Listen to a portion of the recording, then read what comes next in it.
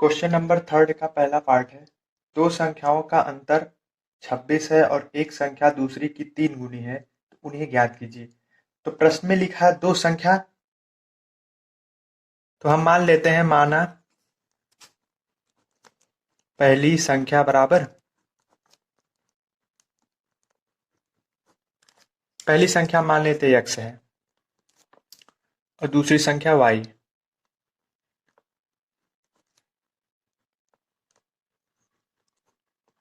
लिखा है दो संख्याओं का अंतर 26 है। अंतर मतलब घटाओ, मतलब इस संख्या और इस संख्या का जब हम लोग घटा देंगे तो हमारा 26 प्राप्त होगा। तो x माइनस वाई बराबर 26। मतलब पहली संख्या दूसरी संख्या का अंतर, मतलब ये है कि पहली संख्या में से दूसरी संख्या को घटा देंगे तो हमारा 26 आएगा। यही क्वेश्चन में दिया है। अब हम क्या करेंगे, यहां से x का मान निकाल लेंगे। तो x बराबर, यहाँ देखिए माइनस का y है ना, उस पक्ष में जाएगा प्लस y हो जाएगा। 26 प्लस y, इसको समीकरण 1 मान लीजिए। x का मान आ गया 26 प्लस y। आगे लिखा है एक संख्या, तो एक संख्या कौन सी, x मान लीजिए। x बराबर दूसरी संख्या, तो दूसरी संख्या कौन सी है, y लिख दिया हमने कि 3 गुनी है, तो 3 से गुणा कर दीजिए। देखिए फिर से प्रश्न में क्या लिखा है, एक संख्या, तो एक संख्या हमने x मान लिया, बराबर है दूसरी संख्या, तो दूसरी संख्या हमने y माना है, तो y की 3 गुनी है, तो हमने 3 से गुणा कर दिया। तो x बराबर आ गया 3y। इसको समीकरण 2 मानिएगा। अब ध्यान से एक चीज सुनिएगा कि अगर दो समीकरण हो, इन उनका एक पक्ष बराबर हो, देखिए x x ये पक्ष बराबर है, तो ये दोनों भी आपस में बराबर होंगे। ये नियम है, ठीक। किसी भी समीकरण का अगर एक पक्ष बराबर हो, देखिए यहाँ पर x बराबर इतना दिया है, यहाँ पर भी x बराबर इतना दिया है, ये दोनों बराबर है, तो ये दोनों भी आपस में क्या होंगे, बराबर होंगे। या फिर आप ये भी कर सकते हैं, x बराबर 3y लिखा है, तो इस समीकरण में, पहले समीकरण में आप x के जगह पे 3y लिख दीजिएगा, तब हल कर देंगे आ जाएगा। या फिर समीकरण 1 समीकरण 2 से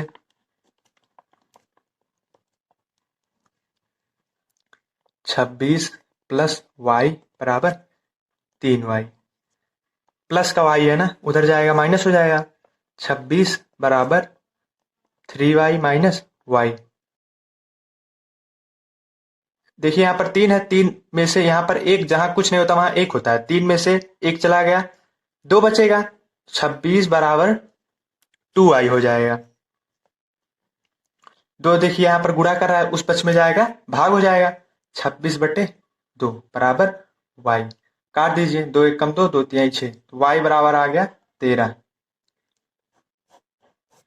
अब हमको x का मान निकालना है, तो x बराबर 3y, x बराबर 3y,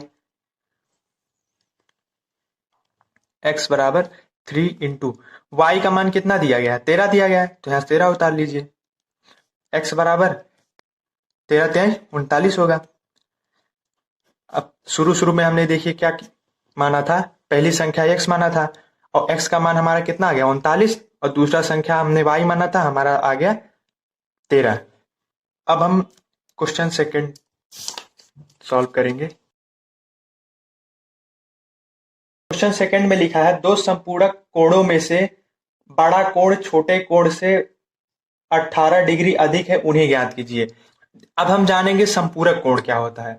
अगर दो कोण हैं, उनको अगर हम जोड़ दें, अगर वो 180 अंश आ जाए, तो वो कोण संपूरक कोण कहलाएंगे। अगर दो कोण को अगर हम जोड़ दें और 180 अंश प्राप्त हो जाए, तो वो हमारा संपूरक कोण कहलाएगा दोनों।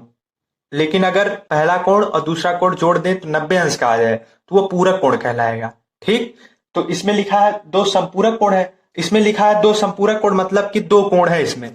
तो पहला कोण माना, पहला कोण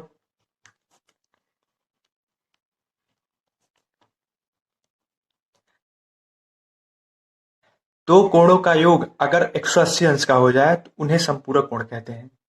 जैसे 90 प्लस 90 जोड़ देंगे कितना आ जाए 180, तो ये 90 अंश और ये 90 अंश दोनों को संपूरक कोण कहेंगे, ठीक। दूसरा कोण बराबर y मान लेते हैं। और प्रश्न में लिखा है दो संपूरक कोण है, मतलब ये दोनों संपूरक कोण है, तो इनको हम जोड़ेंगे कितना आएगा, 180 अंश आएगा। तो x प्लस वाई बराबर 180। यहां से आप x का मान निकाल लीजिए, x बराबर 180 माइनस वाई, इसको समीकरण 1 मान लीजिए। अब लिखा है बड़ा कोण छोटे कोण से 18 डिग्री अधिक है। बड़ा कोण, ये हम हिंदी में लिखते हैं जिससे आपको अच्छे से समझ में आ जाए, बाकी आपको एग्जाम में इसको नहीं लिखना होता है। बड़ा कोण छोटे से 18 डिग्री अधिक है, तो बड़ा कोण बराबर छोटा कोण, जहां अधिक आ जाए ना मतलब वहां जोड़ा जाता है, प्लस 18 हो जाएगा। अब यहाँ पे बड़ा कोण लिखा जाएगा। अब हमको नहीं पता कि x वाला कोण बड़ा होगा कि y वाला कोण बड़ा होगा, हमको नहीं पता ना। तो हम क्या करेंगे, हम बड़ा कोण x को मान लेंगे, मान के चलते हैं हम कि x बड़ा कोण है, तो बड़ा कोण के नीचे हम उतारेंगे x। छोटा कोण ये होगा y प्लस 18। समीकरण 2 कर दीजिए। समीकरण 1 और समीकरण 2 देखिए, हमने आपको बताया था कि अगर दो समीकरण दिया हो जिसका एक पक्ष बराबर हो तो दूसरा भी बराबर होता है। एक्स एक्स ये दोनों बराबर है, तो ये दोनों भी क्या होंगे, बराबर होंगे। समीकरण 1 व 2 से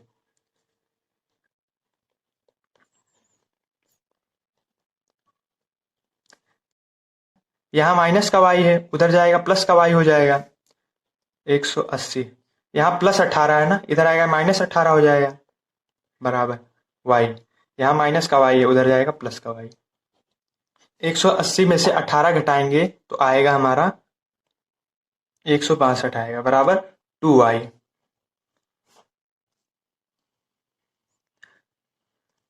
दो यहां पर गुणा हो रहा है ना, इधर आएगा भाग हो जाएगा, 2 एकम 2, 2 अट्ठे 16, 2 एकम 2। y का मान हमारा आ गया 81 अंश। x का मान निकाल लीजिए, x का मान यहां से निकाल लेंगे, x बराबर 180 माइनस 81। x बराबर 180, 180 में से 81 घटा दीजिए तो हमारा आएगा 99 आ जाएगा। ठीक, अब पहला कोण हमारा आ गया 99, जो हमने x बराबर माना था 99 हमारा आ गया, दूसरा कोण हमारा 81 आ गया। अगर इन दोनों को जोड़ेंगे ना तो हमारा 180 अंश का आएगा, इसीलिए क्वेश्चन में दिया गया संपूरक कोण है। इसका थर्ड पार्ट है हमारा, क्रिकेट टीम के एक कोच ने 7 बल्ले और 6 गेंद 3800 रुपए में खरीदी, बाद में 3 बल्ले और 5 गेंद 1750 रुपए में खरीदे। प्रत्येक बल्ले तथा प्रत्येक गेंद का मूल्य ज्ञात कीजिए। माना एक बल्ले का मूल्य x रुपया, एक गेंद का मूल्य y रुपया। ठीक, क्वेश्चन में दिया 7 बल्ले का मूल्य, 7 बल्ले का मूल्य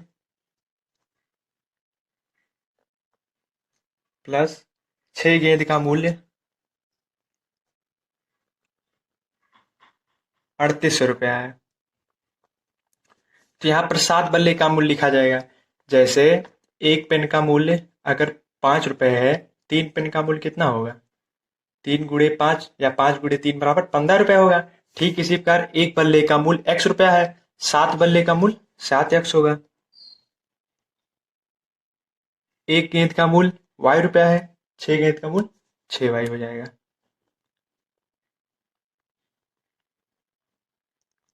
यहां से x का मान निकाल लीजिए, यहाँ प्लस 6 है ना, उस पक्ष में जाएगा माइनस 6y हो जाएगा।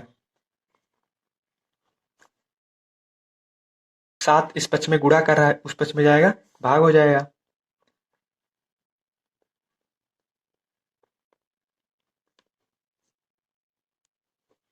इसको समीकरण 1 मानिएगा।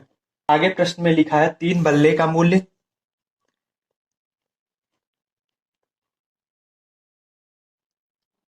प्लस 5 गेंद का मूल्य 1750 रुपया है। एक बल्ले का मूल्य x रुपया, 3 बल्ले का मूल्य 3x धन एक गेंद का मूल्य y रुपया, 5 गेंद का मूल्य 5y। इसमें भी हम x का मान निकालेंगे। 1750 यहाँ प्लस y है, उधर जाएगा -5y हो जाएगा। 3 यहाँ इस पक्ष में गुणा कर रहा है ना, उस पक्ष में जाएगा भाग कर देगा।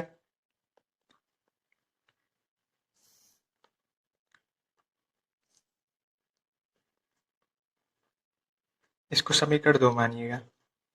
अब समीकरण 1 और समीकरण 2 देखिए। समीकरण 1 समीकरण 2 में एक पक्ष बराबर है, x वाला बराबर है, तो ये पक्ष भी आपस में क्या होगा, बराबर होगा। तो यही चीज हम लोग लिखेंगे। समीकरण 1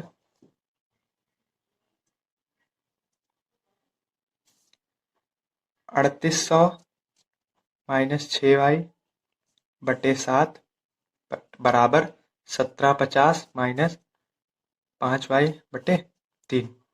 अब तिरिया गुणा कर दीजिए, इसका गुणा यहाँ पर, इसका गुणा यहाँ पर। 3 गुणे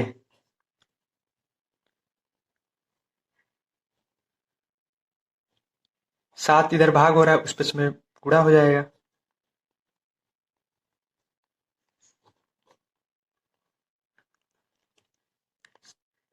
3 का गुणा 0 में करेंगे 3 शून्य शून्य, 3 को गुणा 0 में करेंगे 3 शून्य शून्य, 8 का गुणा 3 में करेंगे 8 3 24 हासिल 2, 3 त्रिका 9, 9 2 11 माइनस 6 का गुणा 3 में करेंगे 6 त्रिक 18y बराबर 7 का गुणा 0 में कराएंगे 7 शून्य शून्य, 7 का गुणा 5 में आएंगे 7 पचे 35 हासिल 3, 7 से 49, 49 3 52 हासिल 5, 7 एकम 7, 7 4 11 12 हो जाएगा। 7 का गुणा 5 पे कराएंगे 7 पचे 35y हो जाएगा। अब y वाले एक तरफ कर लेंगे, अंक वाले एक तरफ कर लेंगे।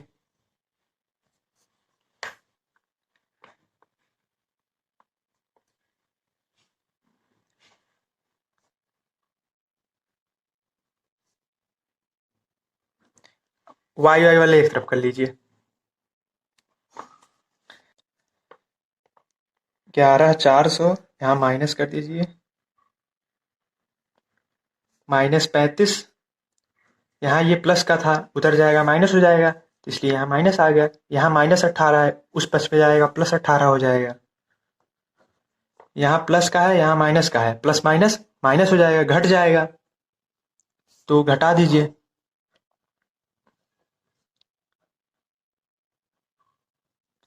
यहाँ 0 आएगा, यहाँ 5 आएगा, 12 में से 4 गया 8, यहाँ 1, तो यही बचेगा 850, लेकिन माइनस का, क्योंकि माइनस वाला चिन्ह बड़ा है बराबर। यहाँ माइनस का है, यहाँ प्लस का है, तो प्लस माइनस माइनस घट जाएगा, तो घट जाएगा तो हमारा आएगा 17y, लेकिन माइनस वाला अंक बड़ा है, इसलिए माइनस का चिन्ह आएगा। अब माइनस माइनस कट जाएगा, 17 इधर गुणा कर रहा है ना, इस पक्ष में भाग हो जाएगा।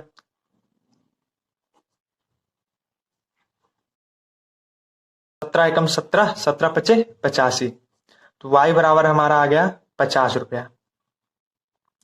ठीक, और y हमने क्या माना था, एक गेंद का मूल बराबर y, मतलब एक गेंद का मूल हमारा 50 रुपया आएगा, क्योंकि y का मान 50 आया है हमारा। अब हम x का मान निकालेंगे।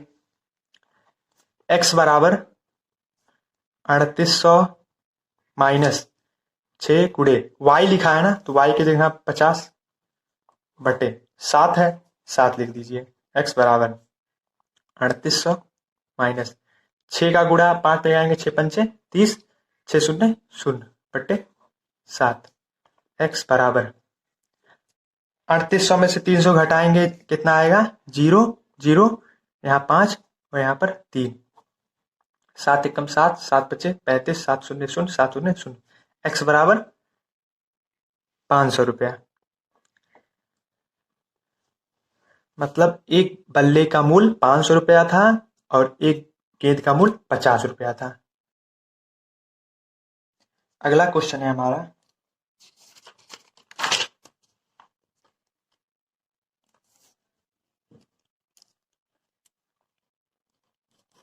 अगला क्वेश्चन है हमारा, एक नगर में टैक्सी के भाड़े में एक नियत भाड़े के अतिरिक्त चली गई दूरी पर भाड़ा शामिल किया जाता है। 10 किलोमीटर दूरी तय करने पर 105 रुपया तथा 15 किलोमीटर के लिए भाड़ा 155 रुपया। नियत भाड़ा तथा प्रति किलोमीटर भाड़ा क्या होगा? एक व्यक्ति को 25 किलोमीटर यात्रा करने के लिए कितना भाड़ा देना होगा?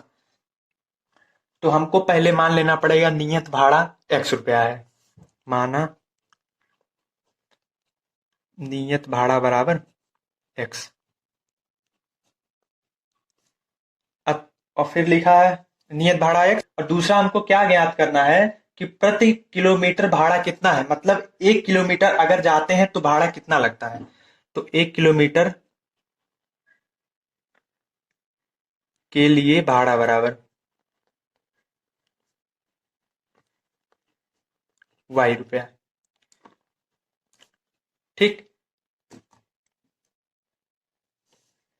x प्लस क्यों लिखा गया? क्योंकि ऊपर प्रश्न में लिखा है कि नियत भाड़े के साथ साथ अतिरिक्त भाड़ा जो है उसको भी शामिल किया जाता है। तो नियत भाड़ा हमारा ये है, तो नियत भाड़े के साथ साथ अतिरिक्त भाड़ा हमको शामिल करना पड़ेगा।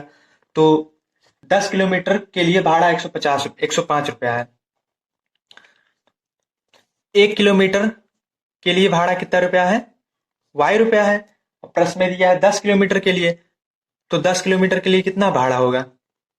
10y होगा ना। जैसे एक पेन का मूल्य अगर 10 रुपया है तो 10 पेन का मूल्य कितना होगा? 100 रुपया होगा। ठीक इसी प्रकार 1 किलोमीटर के लिए भाड़ा y रुपया है, तो 10 किलोमीटर के लिए 10y होगा। तो यहाँ पर लिखा है 10 किलोमीटर के लिए, तो यहाँ पर 10y हो जाएगा। यहाँ पर समझ में आया हमने x प्लस क्यों किया, प्लस x क्यों लिखा। आपके क्वेश्चन में ऊपर लिखा है कि नियत भाड़े के अतिरिक्त चली गई दूरी को भी शामिल किया जाता है। तो नियत भाड़ा हमने शामिल किया, उसके साथ अतिरिक्त दूरी इतना चला था, हमने इसलिए शामिल कर दिया गया, मतलब जोड़ दिया। तो इसका भाड़ा आता है 105 रुपया। यहां से x का मान निकाल लीजिए। x बराबर 105 माइनस 10y, समीकरण 1 मान लीजिए। आगे लिखा है कि 15 किलोमीटर के लिए, तो x प्लस जोड़ेंगे। x प्लस क्यों जोड़ रहे हैं? क्योंकि आपके क्वेश्चन में लिखा है कि नियत भाड़े के अतिरिक्त चली गई दूरी के लिए भी भाड़ा शामिल किया जाएगा। तो नियत भाड़ा ये है, और इसके बाद जो अतिरिक्त दूरी होगी उसको भी शामिल करके, और जो हमारा रुपया आएगा 155 रुपया आएगा। ठीक, तो 15 किलोमीटर चला है, तो 1 किलोमीटर के लिए रुपया कितना लगता है? y रुपया। तो 15 किलोमीटर चलने पर 15y लगेगा, तो यहाँ 15y लिख दीजिए। यहाँ पर देखिए x का मान दिया है 105 माइनस 10y। इसी प्रकार यहाँ पर x के जगह पे 105 माइनस 10y लिख सकते हैं ना। तो इस x के जगह पर हम वही लिखेंगे, 105 माइनस 10y प्लस 15y बराबर 155। यहाँ माइनस है, यहाँ प्लस है, तो प्लस माइनस माइनस मतलब घट जाएगा, तो आ जाएगा 5y। जो चिन्ह बड़ा होता है वही चिन्ह लगता है। तो 10 और 15 में कौन बड़ा है? 15 बड़ा है, इसलिए 15 का कौन सा चिन्ह है? प्लस का, इसलिए प्लस का आएगा यहाँ पर, बराबर 155। 105 इधर प्लस का है, उस पक्ष में जाएगा, माइनस हो जाएगा। तो 5y बराबर 155 माइनस 105। 5y बराबर 5 में से 5 गया 0, 5 में से 0 गया 5 ही आएगा। एक में से एक गया, कट जाएगा, कुछ नहीं। y बराबर आ गया, यहाँ पर 5 गुणा था, इधर आएगा भाग। 5 एकम 5, 5 धाम 50। तो y बराबर 10 रुपया। मतलब अगर वो 1 किलोमीटर जाता है तो y रुपया लगता है। y बराबर हमारा 10 आ गया, मतलब 1 किलोमीटर के लिए भाड़ा 10 रुपया लगेगा। x का मान निकाल लेते हैं, मतलब नियत भाड़ा कितना है उसको निकाल लेंगे। तो x बराबर 105 माइनस 10y है, तो x बराबर 105 माइनस 10 गुणे y का मान हमारा 10 आया। तो 10 का गुणा 10 में क्या, 10 धाम 100। 105 में से 100 घटा दीजिए तो 5 रुपया आएगा। आपके क्वेश्चन में ये कहा था ना कि कोई नगर में अगर टैक्सी के भाड़ा लगता है एक निश्चित दूरी तक भाड़ा निश्चित रहता है, और उसके अतिरिक्त अगर जाते हैं तो उतन जितना किलोमीटर अतिरिक्त जाएंगे उतना ही रुपया आपको देना पड़ेगा। जैसे जैसे मान लीजिए हम यहाँ से दिल्ली जाते हैं तो 10 रुपया लगता है, लेकिन अगर हम दिल्ली से और आगे 10 किलोमीटर चले जाएं तो हमको 10 रुपया और देना पड़ेगा। लेकिन और 10 कदम आगे और 10 किलोमीटर और आगे हम चले जाएं तो हमको 20 देना पड़ेगा। इसी प्रकार 10 किलोमीटर और आगे चले गए तो 10 रुपया बढ़ते चला जाएगा। नियत भाड़ा जितना है वो तो फिक्स रहेगा, लेकिन उसके आगे जैसे जैसे हम जाएंगे उतना हमको भाड़ा अतिरिक्त देना पड़ेगा। यही क्वेश्चन में आपके दिया गया है। ठीक। और आपसे क्वेश्चन में पूछा है 25 किलोमीटर चलने पर कितना भाड़ा देना होगा। ठीक, 25 किलोमीटर आप जाएंगे तो कितना भाड़ा देना पड़ेगा। 25 किलोमीटर जाने पर भाड़ा, जैसे अगर 1 किलोमीटर अगर आप जाते हैं तो 5 रुपये लगता है मान लीजिए, तो 2 किलोमीटर जाएंगे कितना लगेगा, 10 रुपया लगेगा। इसी प्रकार 1 किलोमीटर अगर आप जाते हैं तो 10 रुपया लगता है, क्योंकि वाई का मान हमारा 10 आया है। 1 किलोमीटर जाएंगे तो 10 रुपया, तो 25 किलोमीटर जाएंगे तो 25 × 10 हो जाएगा, 250 रुपया लगेगा। प्लस 5 जोड़ेंगे, मतलब नियत भाड़ा जोड़ेंगे, बराबर 255। अगला क्वेश्चन है हमारा। अगले क्वेश्चन में हमको भिन्न ज्ञात करना है। माना भिन्न का अंश बराबर x, भिन्न का हर बराबर y मान लेते हैं। ठीक, लिखा है किसी भिन्न के अंश और हर में दोनों में 2 जोड़ दीजिए। अंश ये है, हर ये है, दोनों में 2 जोड़ दीजिए, दोनों में 2 जोड़ दीजिए। तो हमारा जो प्राप्त होता है 9/11 प्राप्त होता है। यहां से हम x का मान निकालेंगे या y का मान निकाल दीजिए, तो हम तिर्यक गुणा कर देंगे।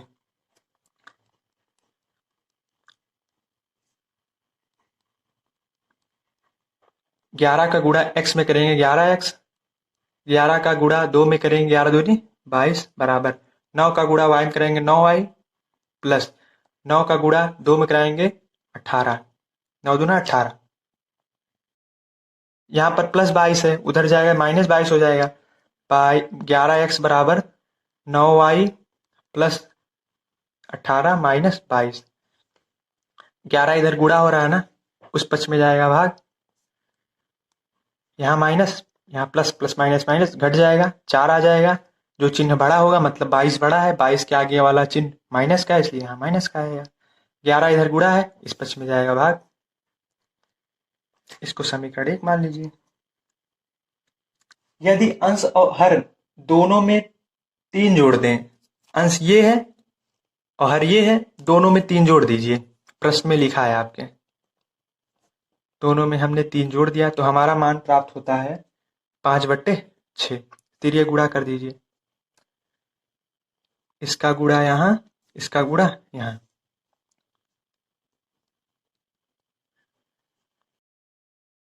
छह का गुणा x में कर दीजिए 6x प्लस 6 का गुणा 3 करिए 6 × 18 बराबर 5 का गुणा y में कीजिए 5y, 5 का गुणा 3 में कर दीजिए 5 × 15। 6 गुणे, यहाँ पर x लिखा है ना, x का मान इतना है तो हम इतना उतार देंगे। यहाँ प्लस 18 है, उस पक्ष में जाएगा तो माइनस हो जाएगा। 6 का गुणा 9 में कर दीजिए, 6 9 54y माइनस 6 का गुणा 4 में कर दीजिए 6 चौक 24/11 बराबर 5y। यहाँ प्लस का है, यहाँ माइनस का है, प्लस माइनस माइनस घट जाएगा, -3 आ जाएगा।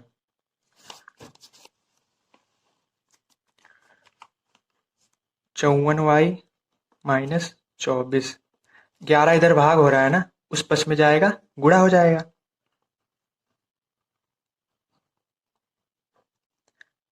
54y माइनस 24 बराबर 11 को गुणा 5y में कराएंगे 55y माइनस 11 का गुणा 3 में कराएंगे 33 आ जाएगा। यहाँ पर +55 है, उस प्लस में जाएगा -55 हो जाएगा।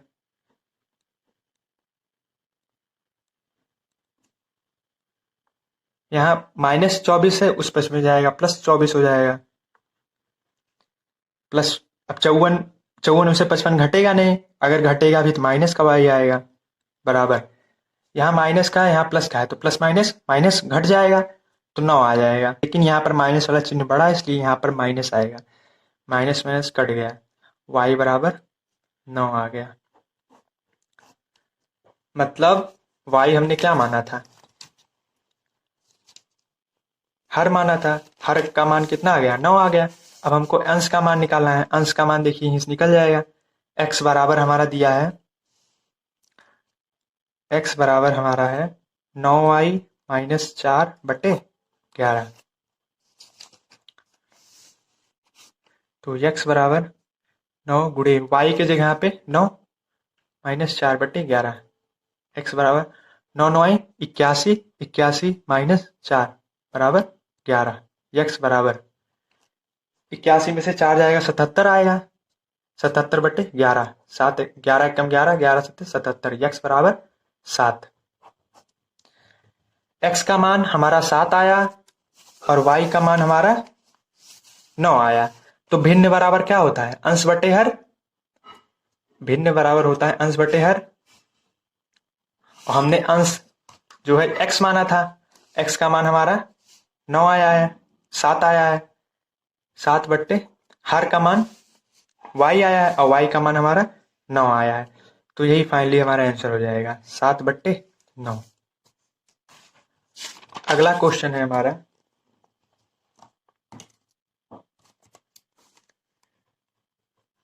अगला क्वेश्चन में हमारा लिखा है कि 5 वर्ष बाद जैकब की आयु अपने पुत्र की आयु की 3 गुनी हो जाएगी। 5 वर्ष पूर्व जैकब की आयु उसके पुत्र की आयु की 7 गुनी थी। इनकी वर्तमान आयु याद कीजिए। तो माना जैकब की आयु,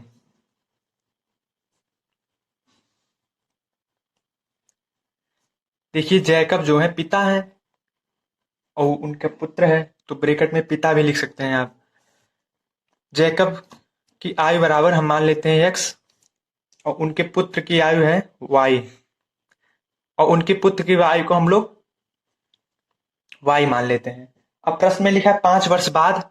अब 5 वर्ष बाद जैकब की आयु कितनी होगी और उसके पुत्र की आयु कितनी होगी, इसको समझते हैं। जैसे अभी आपकी आयु मान लेते हैं 15 वर्ष है। अभी हम आपसे पूछ लें कि 5 वर्ष बाद आपकी आयु कितनी होगी, तो 20 हो जाएगी ना। ठीक इसी प्रकार इस समय जैकब की आयु कितनी है, x वर्ष है। 5 वर्ष बाद कितना हो जाएगा, x + 5 हो जाएगा, मतलब जुड़ जाएगा। जैसे 15 में 5 जोड़ दिए 20 आ गया था ना, इसी प्रकार पुत्र की आयु भी y + 5 हो जाएगा। तो 5 वर्ष बाद, 5 वर्ष बाद जैकब की आयु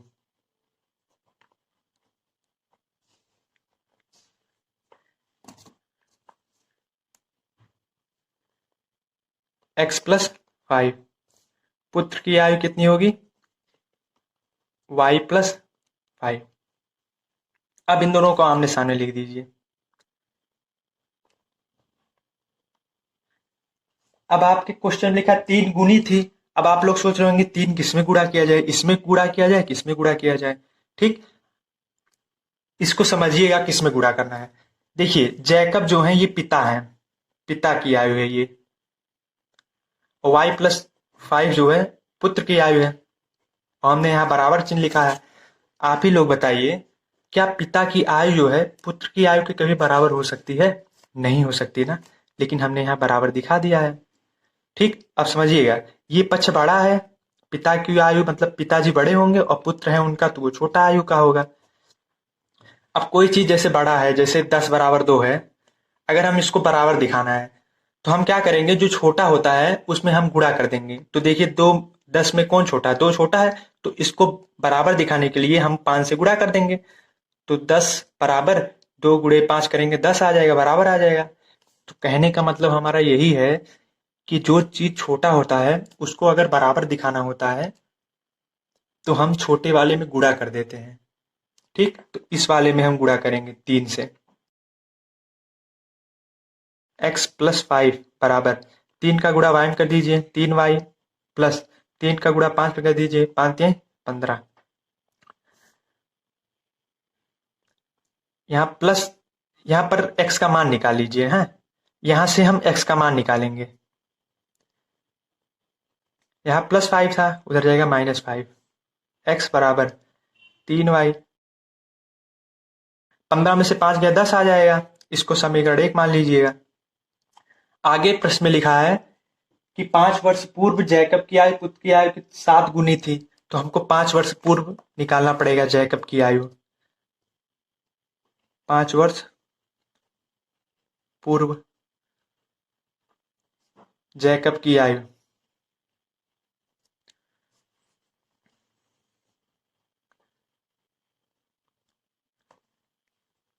और पुत्र की आयु। 5 वर्ष पूर्व मतलब पहले। जैसे अभी हम आपसे पूछ लें आपकी वर्तमान आयु 15 वर्ष है, तो 5 वर्ष पूर्व कितना रहा होगा? 10 वर्ष रहा होगा ना। इसी प्रकार पुत्र की वर्तमान आयु अभी y है, तो 5 वर्ष पूर्व 5 माइनस y होगा। अब इन दोनों को बराबर दिखा दीजिए।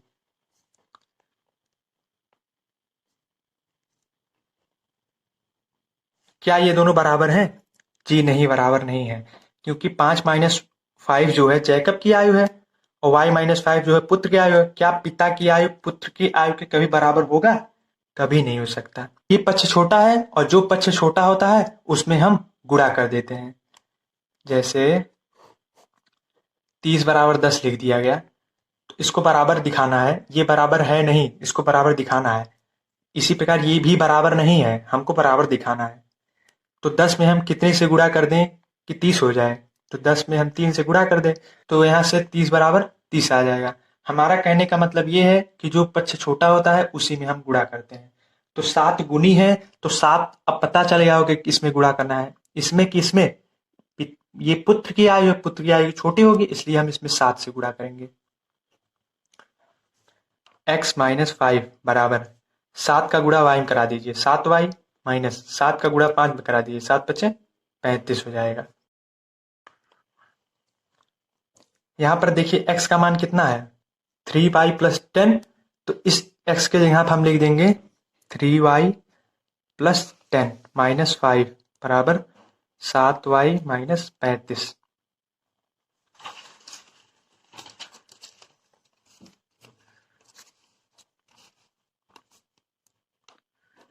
यहाँ देखिए 10 में से 5 गया तो 5 आ जाएगा, बराबर 7y माइनस 35।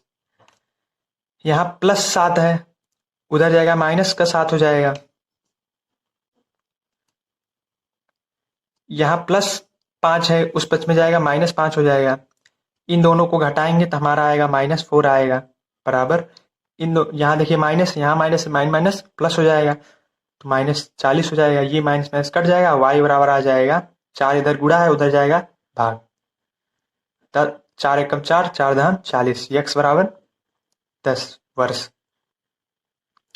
मतलब पुत्र की आयु 10 वर्ष थी। अब पिता की आयु निकालेंगे। अब पिता की आयु कैसे निकलेगी? हमने शुरू में पिता की आयु x माना था ना, और x बराबर है 3y प्लस 10।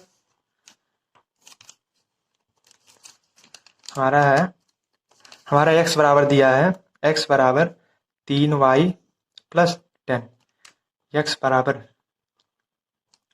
इस y के स्थान पे हम लोग 10 रखेंगे, तो 10 रख दीजिए, प्लस x बराबर 10 का गुणा 3 में करेंगे, 10 तिहाई 30 प्लस 10, तो x बराबर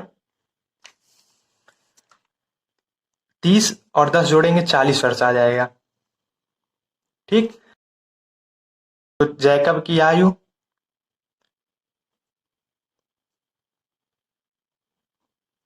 40 वर्ष, पुत्र की आयु 10 वर्ष होगी। इसी प्रकार हमारा एक्सरसाइज 3.3 कंप्लीट हुआ। ठीक, धन्यवाद।